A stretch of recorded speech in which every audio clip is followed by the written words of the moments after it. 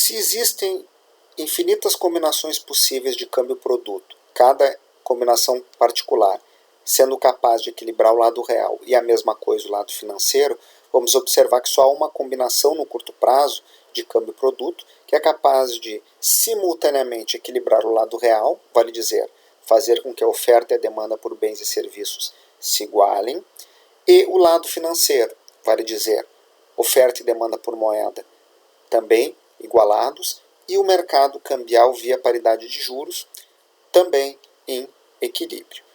O que nós vamos verificar agora é exatamente essa situação e perturbações sobre essa situação. Mas, na sequência, vamos introduzir o resultado em conta corrente para ver como alterações da política monetária também geram efeito sobre o lado externo, pensando transações correntes. Esta figura está nos mostrando a combinação do equilíbrio no mercado real pela curva DD e o equilíbrio no mercado financeiro pela curva A.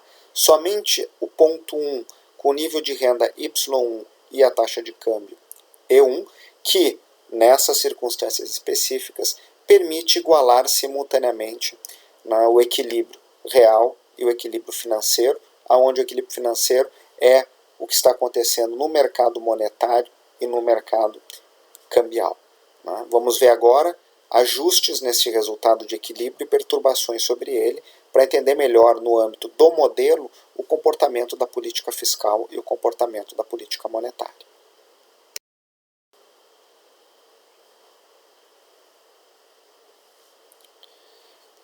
No mundo real, os governos podem afetar a economia de várias formas, por meio do seu gasto, por meio da regulamentação, por meio da tributação.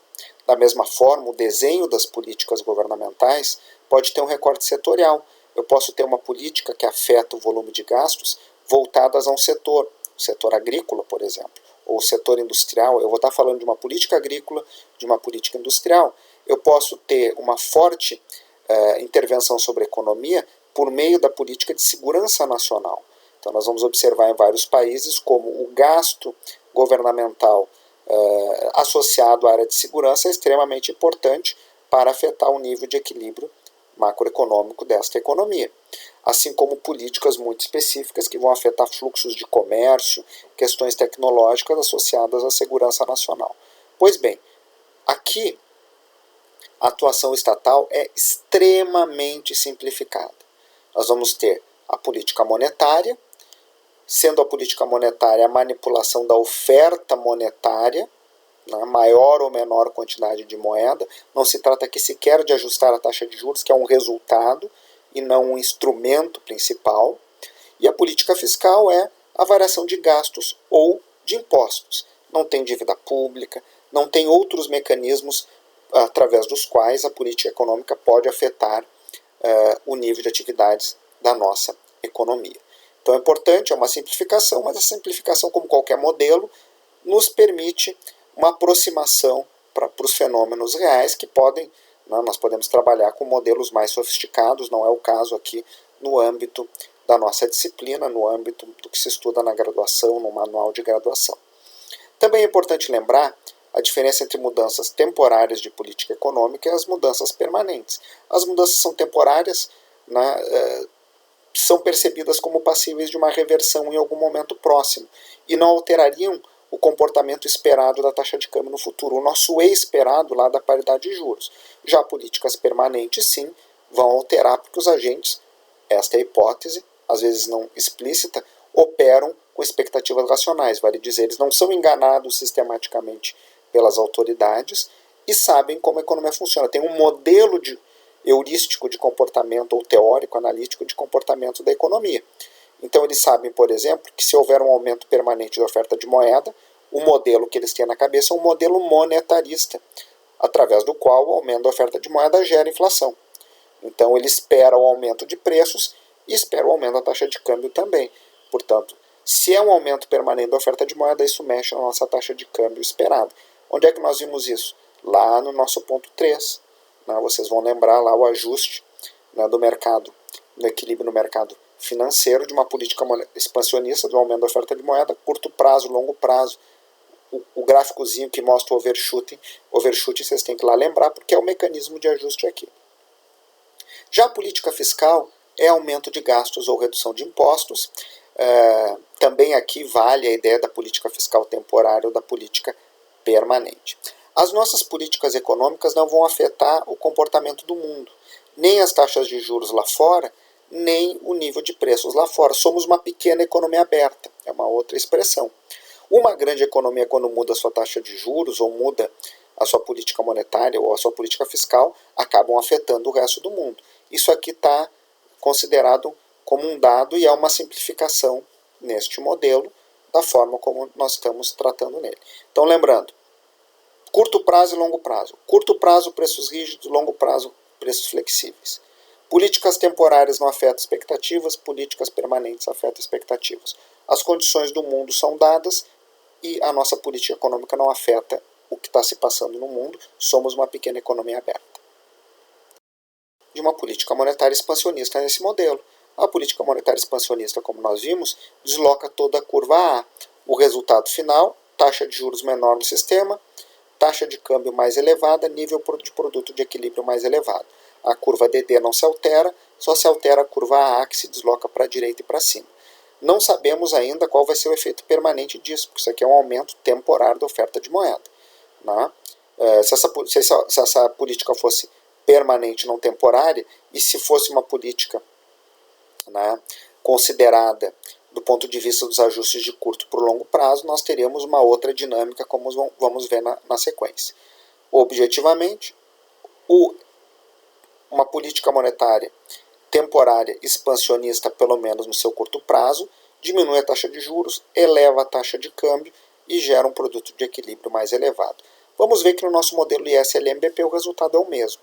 Né? Ainda que lá eu estou enxergando para a taxa de juros no eixo vertical e para o nível de produto no eixo horizontal. É outra a dinâmica, né? Outra forma de expressar, mas são as mesmas relações e os mesmos resultados.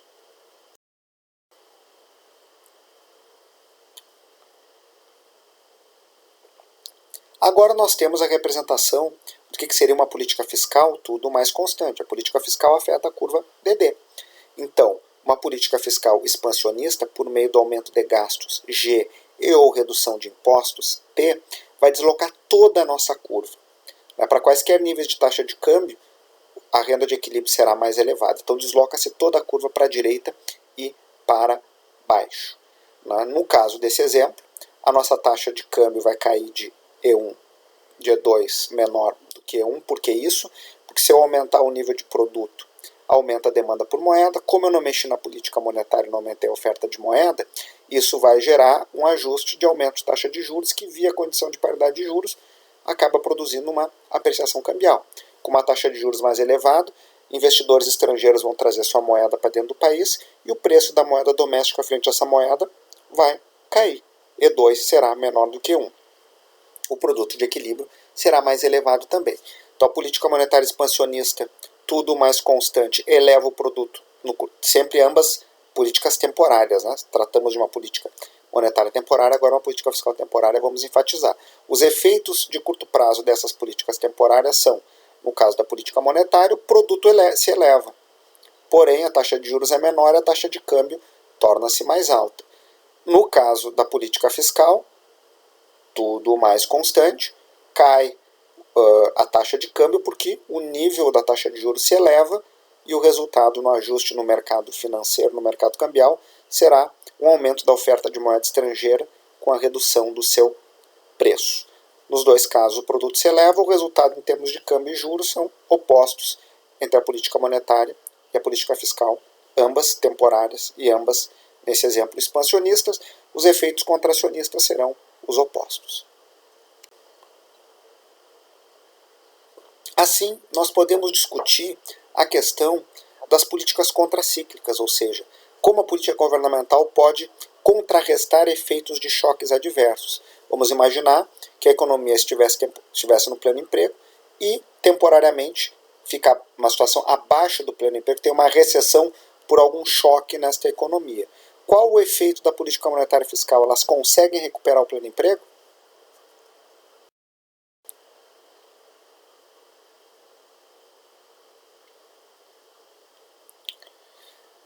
Vamos imaginar que a economia estivesse inicialmente em 1 e há uma queda temporária da demanda mundial sobre a produção doméstica. Não sabemos a origem dessa queda temporária. Pode ser uma mudança na estrutura de gostos e preferências dos consumidores contrária à produção doméstica.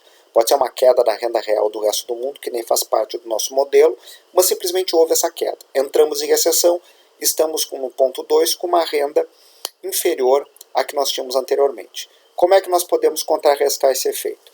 Por uma política fiscal expansionista, de modo que DD2 voltaria para DD1, né? Aumento de gastos, redução de impostos.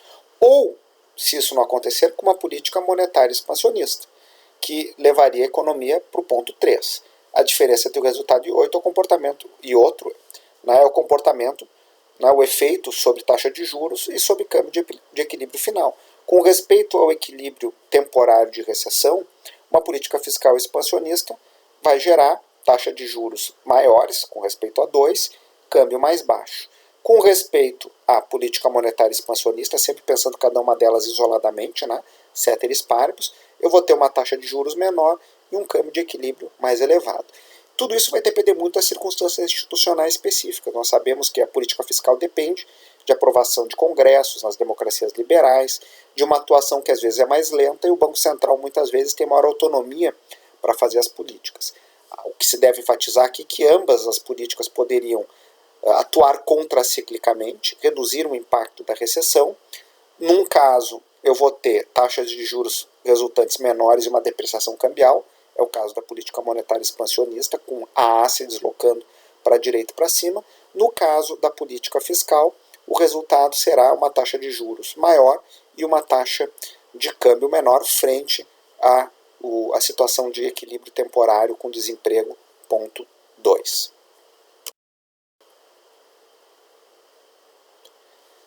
Este gráfico já revela uma outra situação. E o que acontece com essa economia se há uma mudança no comportamento das pessoas que estão com medo do futuro e desejam liquidez, aumentam espontaneamente a demanda por moeda?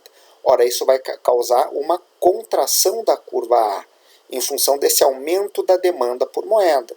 Eu teria uma recessão induzida por essa mudança de comportamento. A nossa economia ficará no ponto 2. Como é que eu posso voltar para o equilíbrio? Bom, uma resposta seria simplesmente aumentar a oferta de moeda, dado o aumento da demanda por moeda. A curva A voltaria para o ponto original. A economia voltaria para 1. Ou eu posso responder a esse desequilíbrio monetário com uma expansão fiscal. Essa expansão fiscal implicaria numa taxa de juros ainda mais elevada na economia, com um câmbio de equilíbrio mais baixo.